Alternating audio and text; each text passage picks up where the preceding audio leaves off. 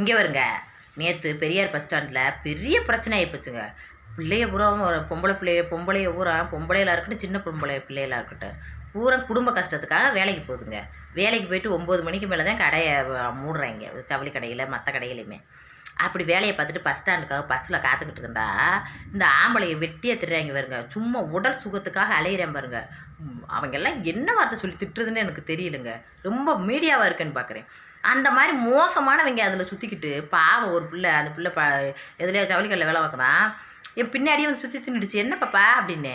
இல்லைக்கா இந்த ஆள் என் பின்னாடியே வரையான், வந்துக்கிட்டு ஃபோனில் 2 ரூபா 3 ரூபா 1 ரூபா அப்படின்னு பேசிக்கிட்டே இருக்கேன். எனக்கு சங்கட்டமாக இருக்குக்கா அப்படின்னு சாலை தொலைச்சிட்டு மூக்கு சிந்திக்கிட்டு அழுகுது. எனக்குன்னா கடுப்பை பச்சு ஏவல.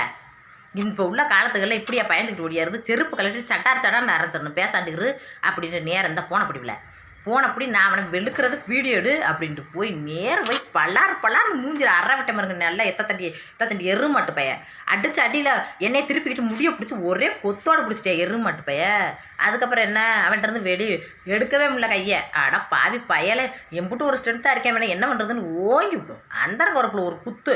அதுக்கப்புறம் பஸ் ஸ்டாண்டில் இருக்கிறவரும் குமுறிட்டாங்க. இதில் என்ன ஆச்சு போச்சுன்னா என் போன இந்த பயவில் இந்த சின்ன பயவில் இந்த பிள்ளைகிட்ட வீடியோ எடுக்க கொடுத்த பயவில்கிட்ட கொடுக்க அது கேமராவை ஆன் பண்ணாமையே வச்சுக்கிட்டு எடுத்துருக்கான். ஆன் பண்ணணும்லங்க. ஊட இருக்கிற அந்த சிகப்பு பட்டனை ஆன் பண்ணாதானே எல்லாத்தையும் வீடியோ எடுக்கும். அதுக்கப்புறம் என்ன இப்போ பஸ் ஸ்டாண்டில் இருக்கிறவரும் குமுறி விட்டாங்க ஆம்பளைய ஊரம் இம்பிட்டு.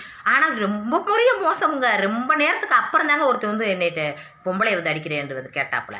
ரொம்ப நேரமாக மல்லு கட்டிட்டு கிடக்கும், ஒருத்த வரலங்க. அப்புறம் போலீஸுலாம் வந்துருச்சு.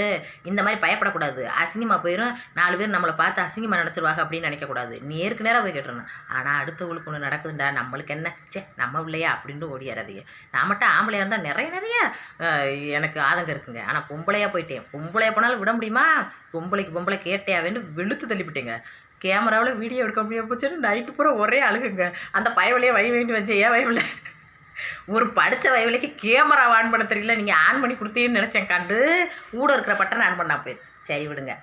சரி சொல்லாத்தே நம்ம எதுவுமே சொல்லி பழக்கம், நம்மளுக்கு செயல்பாடாக காட்டி பழக்கம் இல்லை. அதனால் லைக்கை பண்ணுங்கள். நான் செஞ்ச செயல் சரின்னா எகனையும் பயப்படக்கூடாது. அதாவது ஆம்பளை நம்மளை தாக்கிடுவான் அப்படின்னு தெரிஞ்சாலும் முடிஞ்ச வரைக்கும் அவன்கிட்ட முயற்சிக்கணும். அவனை அடி வாங்கி நம்ம ஆகிற சர்வையில் இருந்தால் கூட அவனை முடிஞ்ச வரைக்கும் அவனை தாக்கிட்டு சாகணும் அப்படின்ற எண்ணத்தை உருவாக்கணும். பொம்பளையை என்றைக்கு பயப்படக்கூடாது. என்ன பயம் வாழ்கிற வரைக்கும் என்றைக்கு தான் நம்ம சாவு நிச்சயம்தான். வாழ்கிற வரைக்கும் வீரனை வாழ்ந்துட்டு சாகணும் தவிர பயந்து வாழ்ந்து இந்த பூமியில் வாழ்கிறது வெட்டின்னு நினைப்பேன். என்னோடய எண்ணம் சரின்னா லைக் பண்ணுங்கள். என்னப்பா